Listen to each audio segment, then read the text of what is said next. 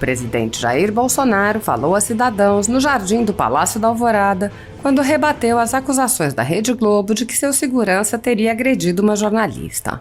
Bolsonaro conversava sobre a Venezuela e disse: um país que tem a maior reserva de petróleo do mundo, rico em ouro, caiu na mão da esquerda apoiado pelo Lula. O presidente prosseguiu: pessoas que têm uma certa cultura e uma certa idade ainda estão em paixão com a esquerda. Olha a Venezuela aqui, o país mais rico do mundo. Deixou entrar a política da esquerda lá. Se bem que o Chávez, em 99, estava bem. Fez um discurso anti-Cuba, pró-Estados Unidos, liberdade econômica, etc. De repente, mudou de lado. Bolsonaro lembrou: a direita boicotou e não foi às urnas. Aí o Chávez fez mais de 90% do parlamento. Riu de orelha a orelha. Aí já era. Aqui o pessoal fala: não vou votar em ninguém. O cara que mais erra é o que não vota em ninguém. Porque esse pessoal da esquerda, todos vão votar. O lado de cá, ele vê uma acusação, um defeito, né? Ele é sem educação. De vez em quando eu sou mesmo, mas não sou com o povo. O presidente explicou: a imprensa está acusando que o meu pessoal ofendeu o jornalista lá na Bahia. Quem ofendeu? Mostra as imagens. Uma mulher da Globo deu uma pancada num colega meu da segurança. Agora, cadê? Fez corpo de delito? Não fez nada, só cascata. A censura, que vem se intensificando no Brasil, atinge unicamente conservadores e já causou o fechamento de alguns veículos de imprensa. Mas a perseguição não se limita à censura e inclui muitas outras medidas, inclusive prisões políticas, devassas, buscas e apreensões, assédio de reputações, entre outras. Grupos monopolísticos e cartéis que se associam com o intuito de barrar informações contrárias ou inconvenientes atuam em conluio com a finalidade de aniquilar qualquer mídia independente, eliminando o contraditório e a possibilidade de um debate público amplo, honesto, abrangendo todos os feixes e singularidades dos mais diversos espectros políticos. Controlando as informações, o cartel midiático brasileiro tenta excluir do debate e, em última instância, da vida pública, os conservadores e os veículos que dão voz a essas pessoas. A Folha Política tem toda a sua renda gerada desde 1º de julho de 2021, confiscada por uma canetada do ministro Luiz Felipe Salomão, do TSE, com o aplauso e respaldo do ministro Luiz Roberto Barroso. Além disso, todas as receitas futuras do jornal obtidas por meio do YouTube estão previamente bloqueadas. Anteriormente, a Folha Política teve sua sede invadida e todos os seus equipamentos apreendidos. Mesmo assim, a equipe continuou trabalhando como sempre, de domingo a domingo, dia ou noite, para trazer informação sobre os 3 poderes e romper a espiral do silêncio imposta pela velha imprensa, levando informação de qualidade para todos os cidadãos e defendendo os valores, as pessoas e os fatos excluídos pelo mainstream, como o conservadorismo e as propostas de cidadãos e políticos de direita. Se você apoia o trabalho da Folha Política e pode ajudar a evitar que o jornal seja fechado, doe por meio do Pix, cujo QR Code está visível na tela, ou por meio do código ajude@folhapolitica.org. Caso não utilize Pix, há a opção de transferência bancária para a conta da empresa Raposo Fernandes, disponível na descrição deste vídeo e no comentário fixado no topo. A Folha Política atua quebrando barreiras do monopólio da informação há quase 10 anos e, com a sua ajuda, poderá se manter firme e continuar a exercer o seu trabalho. Pix ajude@folhapolitica.org. Quero me dirigir uma vez mais ao universo extraordinário de milhões de brasileiros. Patriotas, comprometidos com o trabalho, com a ética e com a verdade. Brasileiros e brasileiras que sonharam e sonham com um Brasil melhor. Desse universo, formado por pessoas de todas as idades, temos, por exemplo, milhões que ainda estão na ativa, produzindo riquezas para a nossa nação. Cumprindo diariamente seus deveres, esperando voltar para casa todos os dias e encontrar em segurança seus familiares e amigos. Pais que querem ver um país onde seus filhos possam crescer espelhados em exemplos de honestidade, inclusive dos homens públicos, dos dirigentes dos negócios do governo, das prefeituras ao Palácio do Planalto.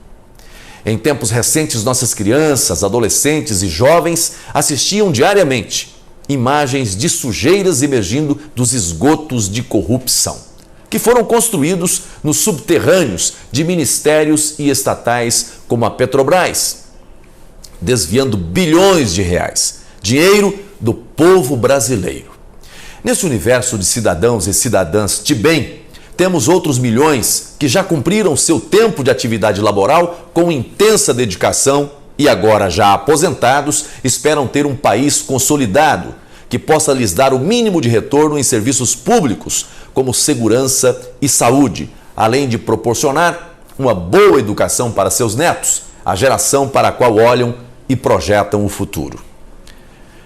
Nenhum ser humano vive para um fim de caos. O problema é que, para esses milhões a que me refiro, o que se viu em nosso país nos últimos governos foi a destruição de sonhos. Talvez o maior símbolo desse processo corrosivo tenha sido o assalto à Petrobras, que os hoje aposentados assistiram dar os primeiros passos nos anos 50 e 60. Faço essa reflexão para dizer o quanto precisamos pensar bem sobre o momento em que vivemos. Temos um presidente com um estilo diferente do que costumamos ver construído pelo marketing político. Aliás, um presidente que não se encaixa em nenhum modelo de propaganda pré-determinado. Ele tem seu próprio jeito, sua própria linguagem. Foi eleito justamente por isso. O Brasil deixou de se iludir com as embalagens que escondiam mentira e corrupção e preferiu apostar na transparência, valorizando mais o conteúdo. Por isso elegeu o menos cotado pela elite dominante, o presidente Jair Bolsonaro. Não sabemos até que ponto já se conseguiu mudar efetivamente o país. É impossível se construir uma estrutura de governo perfeita em qualquer parte do mundo. Isso não é diferente no Brasil, com uma máquina administrativa tão grande, tão complexa e com vícios tão antigos. Mas uma coisa é absolutamente certa. Nosso país experimentou uma mudança tão extraordinária no poder central da República que em 2 anos e meio de governo não há um escândalo sequer de corrupção. O que os acusadores chamam de corrupção, o maior escândalo de corrupção do governo Bolsonaro, envolve um contrato do qual não se fez o pagamento de 1 centavo de real. É sobre esse contrato da vacina Covaxin que a oposição gira em círculos, dias após dias, acumulando frustrações por ver que suas expectativas se frustram a cada dia. Não há comprovação alguma de prática de corrupção no governo atual, ainda que possa ter sido imaginada por quem quer que seja. É diante disso e por assistir todos os dias à insistência do establishment em desestabilizar o governo que faço essa reflexão. O establishment, representado por parte da elite brasileira, parte da classe política, grande parte da mídia e membros de instituições e poderes, rejeita o estilo pessoal e de governo do presidente Bolsonaro. Por força dessa rejeição, tornam-se defensores do retorno de um sistema endemicamente corrupto, que as pessoas de bem desse país rejeitaram nas urnas em 2018 e que não querem que volte ao poder. A questão não é meramente de ordem pessoal, ou seja, não está apenas em torno da pessoa do presidente Jair Bolsonaro, mas, mais que isso, diz respeito às mudanças que seu governo representa para o país. A população brasileira está consciente de que não se trata de um homem perfeito, mas também não é ingênua por causa de seu estilo pessoal, rejeitar as mudanças positivas que imprimiu no governo e permitir que volte ao poder os que assaltaram a nação e envergonharam toda a sociedade. A essas milhões de pessoas que querem um Brasil cada vez mais honesto e justo, desejo força, resistência, confiança, determinação e muito discernimento para que não sejamos de forma alguma enganados pelo canto da sereia. Continuemos amando a verdade, pois somente a verdade liberta. Deus abençoe você. Deus abençoe o Brasil. Eu não poderia me omitir aqui de algo que foi um assunto da semana passada no país, né? O mundo jurídico, e o senhor conhece bem, está muito tumultuado por causa do que ocorreu do mandato de prisão de um deputado da Câmara dos Deputados, deputado Daniel Silveira, que cometeu abusos, excessos de toda a ordem, que merecia ser punido, no meu ponto de vista, né? Quebrou o decoro parlamentar. Isso teria que ser visto, no meu modo de entender, respeito quem pensa diferente, pela Câmara dos Deputados e pela Justiça Comum.